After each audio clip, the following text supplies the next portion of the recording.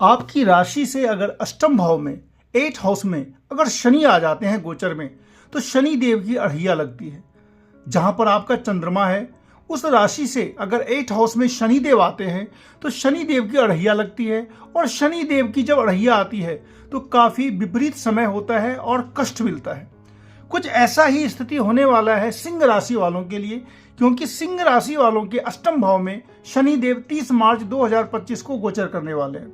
नमस्कार साथियों, आज के इस वीडियो में मैं किशोर नाजाब सबको बतलाने वाला हूं सिंह राशि के बारे में, सिंह राशि का 2025 का राशिफल। सबसे पहले बात कर ले शनि देव का। शनि देव आपके छठे और 7वें भाव के मालिक हैं। शत्रु, कर्जा, बीमारी, पत्नी, जीवन साथी, बिजनेस, साझेदारी का बिजनेस, अचानक कोई बीमारी, कैजुअलिटी, इन सब चीजों का जो लॉर्ड है वो शनिदेव है। और वो चले जाएंगे अष्टम भाव में।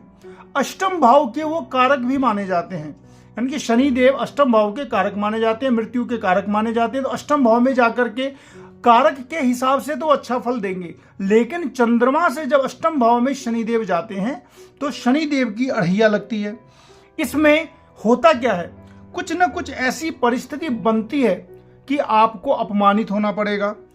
नौकरी में आपको राज भय मिलता है, यानी कि नौकरी यानी कि 2.5 साल तक के लिए जो स्थिति रहेगा इसमें आपको किसी न किसी प्रकार की परेशानी का अनुभव होगा।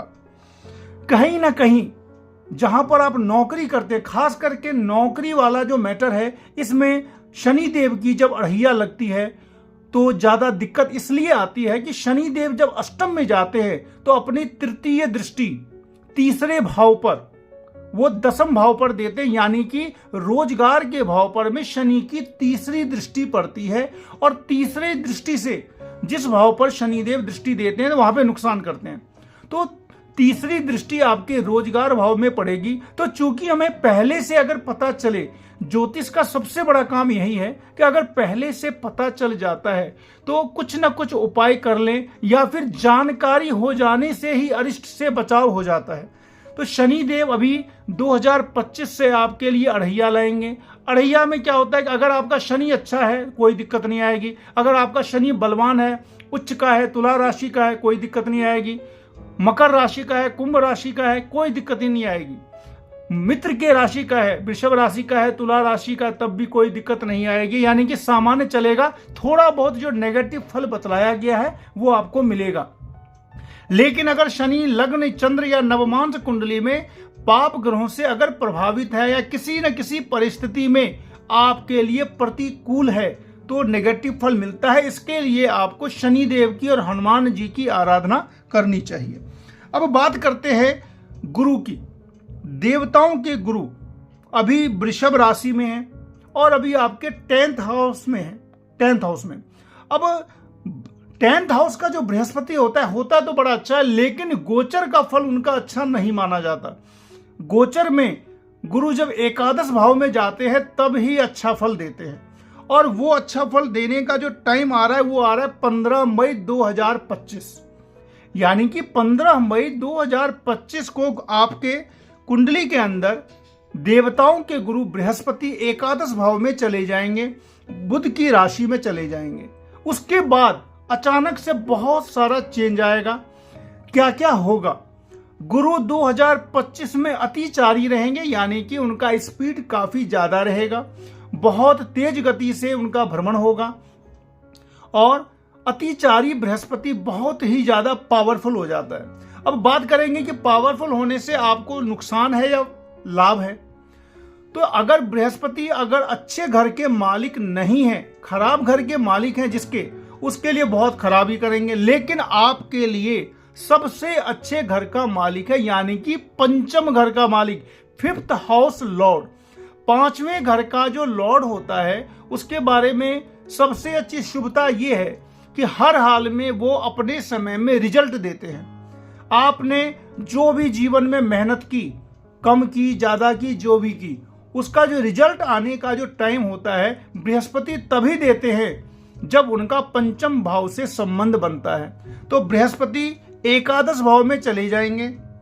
और सबसे बड़ी बात, धन और प्रतिष्ठा की वृद्धि होगी। हर हाल में धन और प्रतिष्ठा की वृद्धि होगी।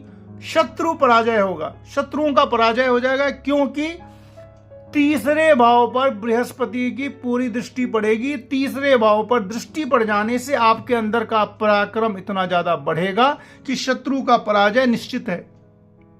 समस्त कार्यों में सफलता मिलती है। आप जो भी कोई काम कर रहे थे, बिजनेस कर रहे थे, पढ़ाई कर रहे थे, विद्यार्थी लोगों का एग्जाम चल रहा था, कॉम्पिटिटिव एग्जाम चल रहा था, किसी भी प्रकार का शेयर मार्केट में आप काम कर रहे थे, या शेयर मार्केट के शेयर होल्डर हैं, या फिर जो भी कुछ, अगर आप एक से अधिक धन प्राप्ति के कार्यों में लगे हुए हैं तो एकादश भाव का बृहस्पति आपको पूरी तरीके से सफलता देंगे।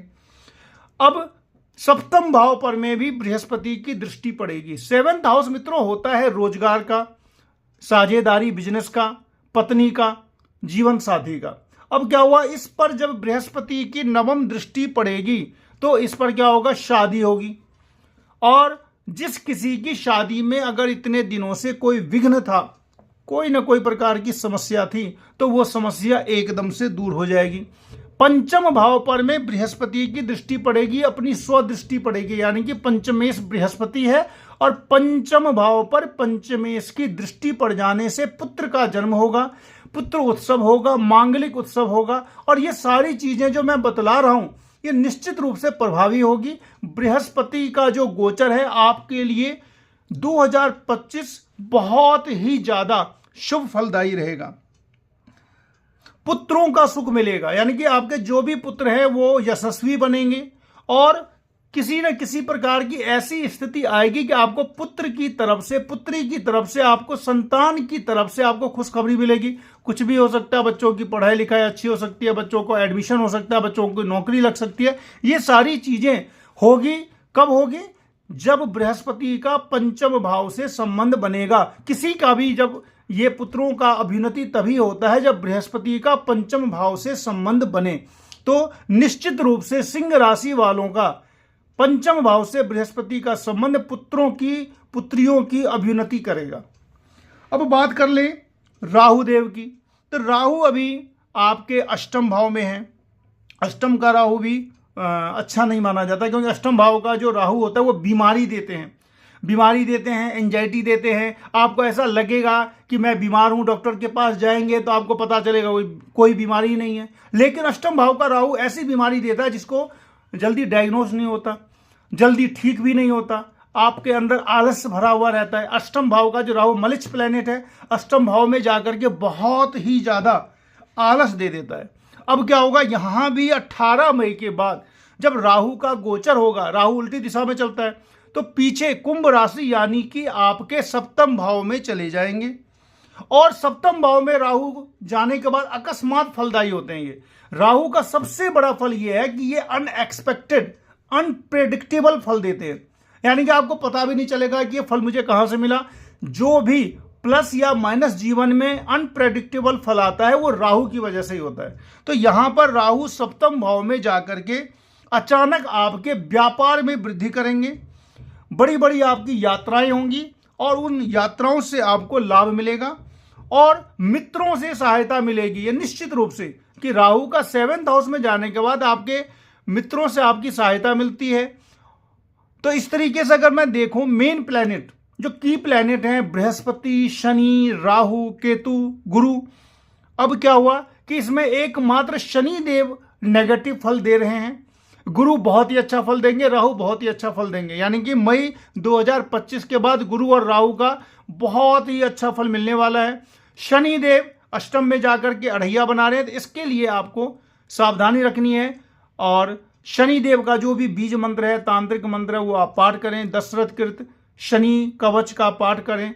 हनुमान जी का 3 बार हनुमान चालीसा पाठ करें। ये बस इतना ही करना है, बहुत ज्यादा परेशान नहीं होना है। शनि देव का पूजा पाठ करते रहें और क्या होगा कि शनि देव के पूजा पाठ कर लेने से जो भी आपका नेगेटिविटी की जो आपकी इंटेंसिटी है वो कम हो जाएगी, बहुत कम हो जाएगी और आपको लगेगा कि मुझे इसका फल मिल रहा है। मित्रों, लाइक शेयर सब्सक्राइब जरूर करें। मिलते हैं फिर अगले वीडियो में, तब तक के लिए नमस्कार।